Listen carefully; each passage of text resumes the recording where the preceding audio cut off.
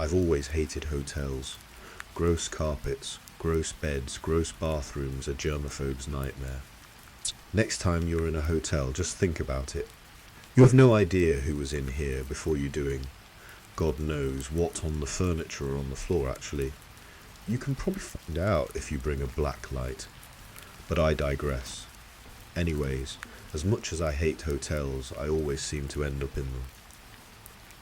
Either from being forced on some family vacation with my parents and brothers, or being invited to an oh-so-fun work conference half across the fucking country, I think I'm in a new hotel about every 3 months. I first heard about the Gateway Hotel when my boss sent me an email on a Thursday requesting, ordering me to attend a conference in Oregon to discuss a merger with another smaller company. I had just let out a long exhale and accepted the fact that I would be forced yet again to travel across the country to please the biggest prick in the world. At least the pay was good. That very next day, at a little past midnight, I pushed open the creaky door to room 415 where I would be staying.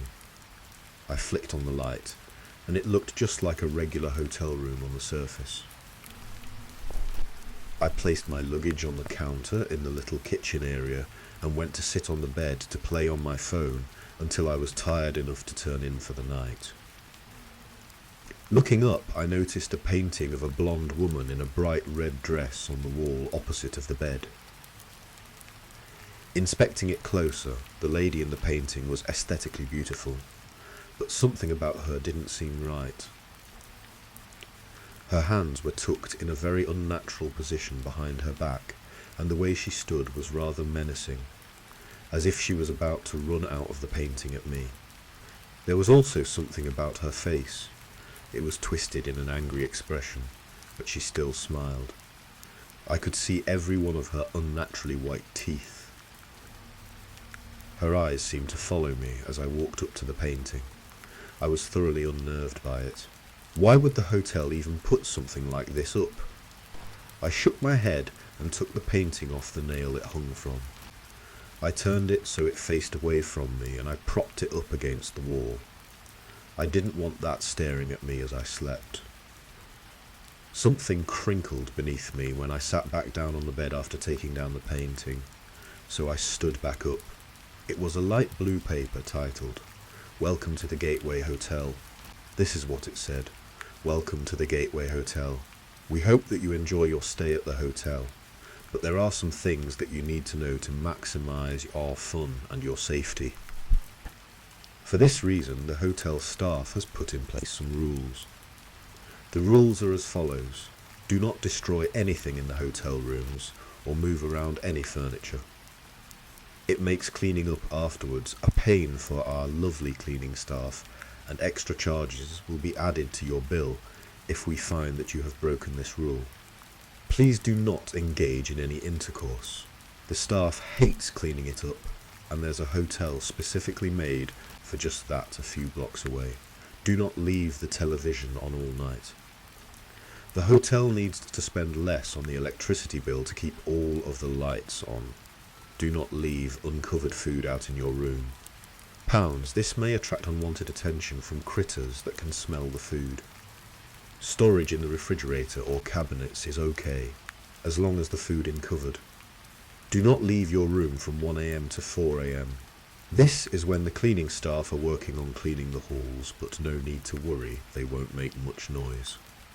If your room's phone rings at 4:14 a.m., do not answer. Try not to track any sand from the beaches in your rooms. It's not easy to get out of the carpet, and it makes some of the hotel staff very unhappy. Keep your blinds closed at night.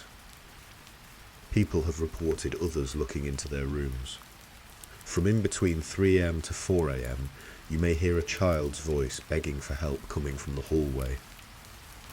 It is imperative that you will not be tempted to look out of your peephole and do not leave your room. There is no one that needs assistance at that hour. If you notice a maid with long blonde hair and a red uniform in the hallway staring at you, look away, return to your room and notify the staff. Our uniforms are light blue. Do not attempt to speak to the maid in red. If the maid is blocking your path to your room, simply return to the lobby via the stairs and not the elevator. She will not attempt to follow you unless you make prolonged eye contact with her. She will take that as an invitation. If you are in the elevator and see a button marked B2, do not push it. We do not have a second basement level. If you do happen to accidentally push it, do not make eye contact or speak with anyone who may get on at that level, no matter what. Stand in front of the buttons on the elevator to prevent them from pushing any. Keep your head down and push the button marked L to reach the lobby, get to the front desk and inform the person there what has happened. Again, do not make eye contact or speak with any of the passengers that get on at B2. Do not enter room 414 if you see that it is open, even if you hear someone calling for you by name inside. Do not approach the door and don't attempt to close it. Contact the staff immediately and we will take care of it. That room is out of bounds and should be shut and locked at all times. Thank you for choosing the Gateway Hotel. We hope you have a wonderful stay and don't forget to follow the rules. Sincerely, the staff at the Gateway Hotel. What the actual fuck is this?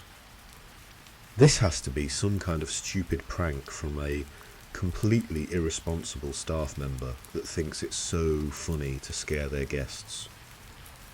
I have half a mind to call the front desk and report this idiotic joke.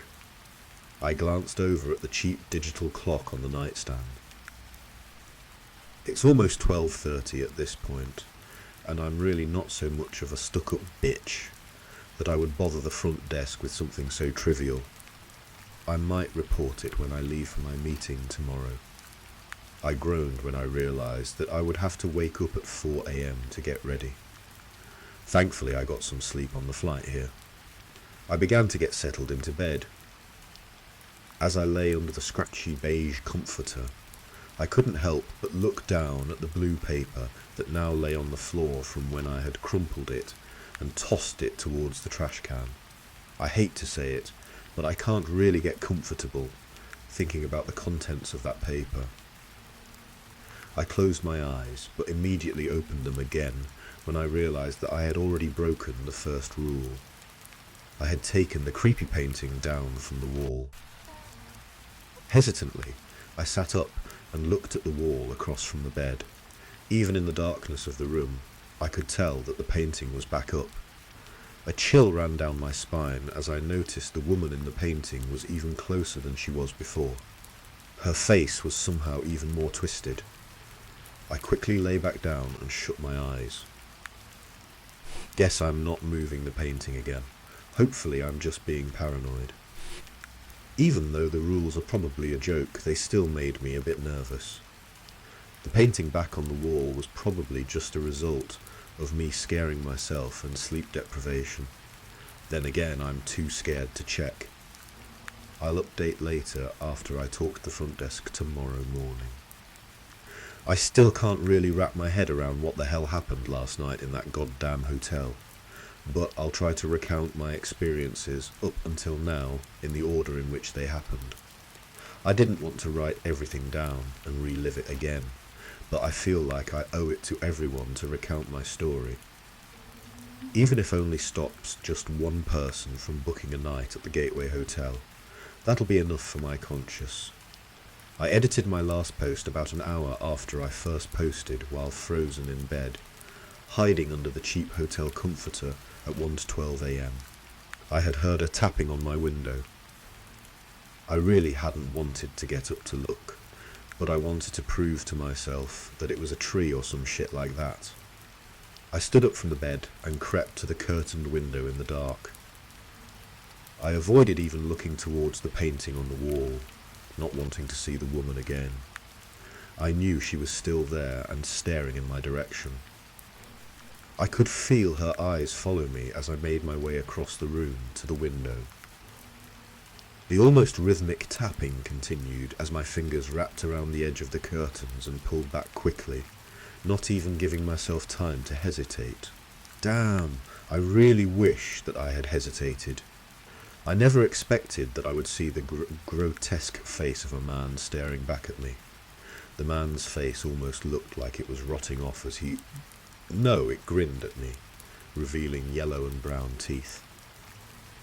Its sunken eyes met mine as I stared at the thing, clinging to my window and tapping on it with a disgustingly long fingernail, attached to a twisted and wrinkled hand.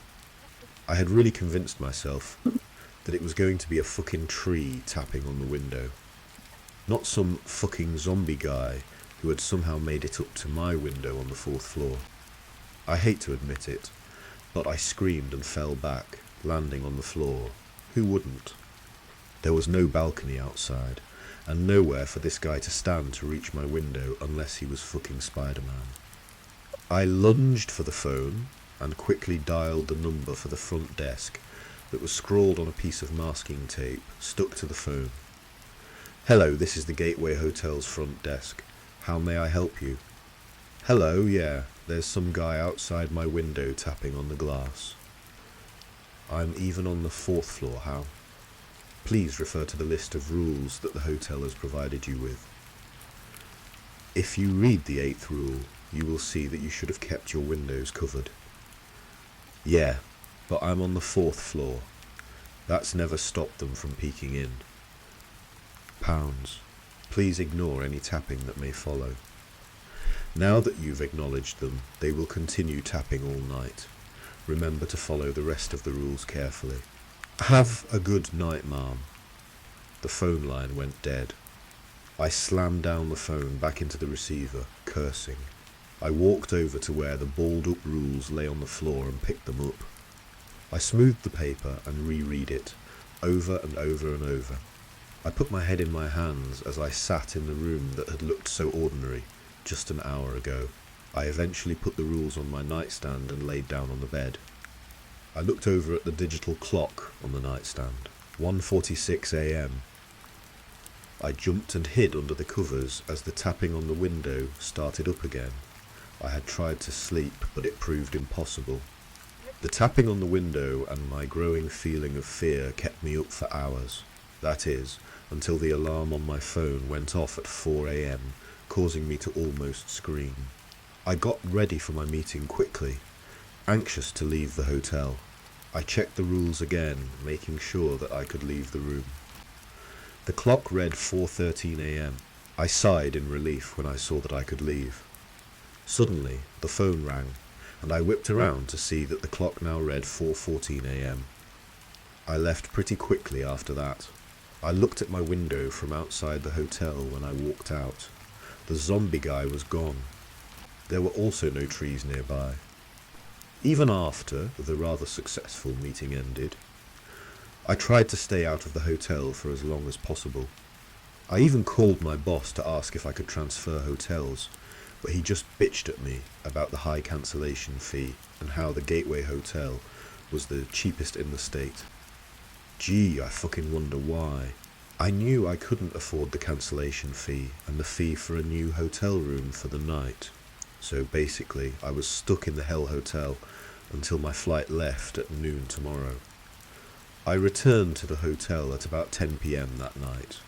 I didn't want to risk going back any later. On my way through the empty lobby to the elevator, I asked the front desk about maybe transferring rooms, but they just informed me that all of the rooms were booked. As I walked into the elevator, I suddenly realised that I hadn't seen anyone else in the hotel besides the front desk staff.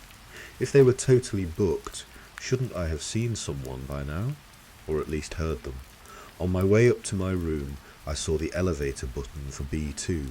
Not surprisingly, I didn't feel any urge to push it. There was so much tension in the air as I walked down the silent, dimly lit hallway to my room. I reached the door and unlocked it with my key. I walked in and turned before I closed the door. My room was right across from 414. The door was closed and it just looked so ordinary. Something about it though, maybe it was just the fact that it was on the list of rules, made me incredibly uneasy. I could have sworn that I saw a flash of red pass my door as I closed it. So here I am, Stuck in the Gateway Hotel for another night. Stuck in the room across the hall from the supposed nightmare room. Stuck in the room where some zombie guy was tapping on my window. Stuck in the room with a demon painting. I reread the rules again. As long as I follow them, I should be fine, right? I made sure that my curtains were closed. I double-checked that I didn't leave food out. I didn't push the B2 button in the elevator, and I didn't answer the phone at 4:14 a.m. I just have to make it to noon tomorrow. Something just knocked on my door. It's 1:54 a.m. I'm not supposed to look out of my peephole between 1 and 4, but they're still knocking. The rules didn't say anything about that. I'll update again when I'm finally out of here. I'm finally out. Spoiler alert, I survived, for now, with only some emotional scarring. However, I don't know how long I'll be able to celebrate, because I think I broke another rule on accident. I think the consequences may be more severe this time. I'm only posting this now to warn you again. Do not book a room at the Gateway Hotel. So back to where I left off. It was 1:54 a.m. when I posted, and something had been pounding on my door. I knew that I couldn't open the door or look out of the peephole. I wasn't about to break any rules again. Do not leave your room from 1 a.m. to 4 a.m. I wanted to call the front desk, but based on my prior interaction with them, I knew that they would be completely indifferent to my fear and just tell me to follow the rules again. Pounds. So that's what I planned on doing for the next 8 hours and 36 minutes. I just had to make it until 10:30 when I could leave for the airport and finally get out of here. I gave up any hope of getting any sleep that night as the rhythmic pounding on my door continued. As much as I wanted to know who or what was knocking on my door, I knew that it wasn't in my best interest to check it out. I turned on my bedside lamp and just sat on my bed, watching the door shudder on its hinges with every strike against it. Good thing I used the chain lock on the door as well as the actual lock because, hey, I was staying in a nightmare hotel. I couldn't take my eyes off the door until the pounding finally stopped 6 minutes later at exactly 2 a.m. Everything was quiet for the next hour. No tapping at my window, no knocks on my door, no nothing. Even though I was still right across from the creepiest painting in existence, thankfully the woman in it had not moved from her position from the night before, since I hadn't tried to move her again. I was actually beginning to think that I might be able to get some sleep that night, until I heard a quiet, muffled male voice call out from the hallway outside my room. "Mama?" It felt like all of the blood in my body turned to ice in that moment. My eyes went wide and I slowly turned my head to look at my clock. 3:02 a.m. From in between 3 a.m. to 4 a.m. you may hear a child's voice begging for help coming from the hallway. I turned back to face the door again as I heard the child in the hallway began to cry whilst still crying out, "Mama? Mama!" The crying was slowly getting louder as the child got closer and closer to my door as it made its way down the hallway. My shaking hands curled into fists as the light from the hallway that was pouring under my door was blocked in 2 spots, almost like there was someone standing directly outside of my door. Even then, I still jumped when I heard a soft knock on my door. "Excuse me, ma'am? Can you help me find my mama? I'm lost." Oh, hell fucking no. I know all of the other shit that had been going on in this place was terrifying, but this was some next level horror movie cliche bullshit. Why does it always have to be a creepy demon child? And how the hell does it know that I'm a mom? I just stayed silent as I heard another knock on my door. It is imperative that you are not be tempted to look out of your peephole and do not leave your room. There is no one that needs assistance at that hour. "Ma'am, please open the door. I'm scared." Well, fuck me sideways, kiddo. I'm pretty fucking scared too. I just gritted my teeth and ignored the child's increasingly desperate pleas for help continue for the next 20 minutes until I heard a sniffle and footsteps going past my door. My relief didn't last long, however, because at 3:24 a.m. a loud tap sounded against my window. I jumped again, but quickly calmed myself down. "Oh, it's just your friendly hotel zombie Spider-Man," I told myself as I glared at the curtains that hid the windows from my sight. Surprisingly, I wasn't even that scared this time. I guess it's because I realised that all I had to do was not look at it and it would leave me alone. Trust me, the desire to look at him again was 100% non-existent. I was more scared of the creepy lady painting at this point. There were no more taps on my window after that, and for the next hour, everything was calm again. I took the time of peace to pack up my few belongings that I had pulled out of my suitcase. I didn't really unpack much, and I bet you can understand why. I just ended up watching the clock on my bedside table at 4:02 a.m. When it hit 4:14 a.m, I braced myself and waited for the ringing of the phone that sat next to the clock. However, this time, the call never came.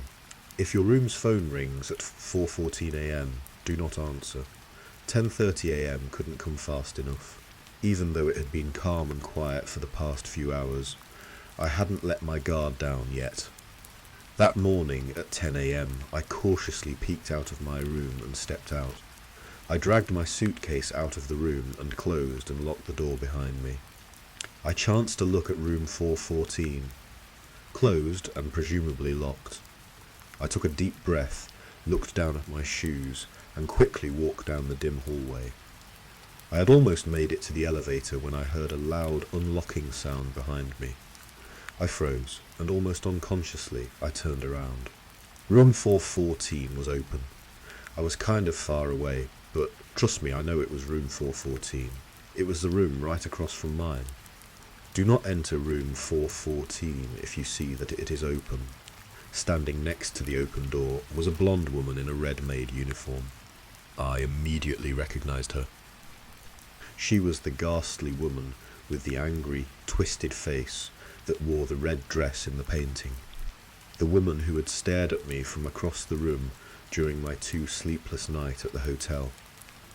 And she was smiling the same white, toothy smile.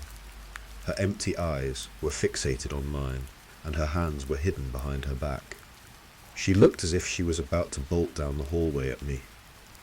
If you notice a maid with long blonde hair and a red uniform in the hallway staring at you, look away, return to your room, and notify the staff.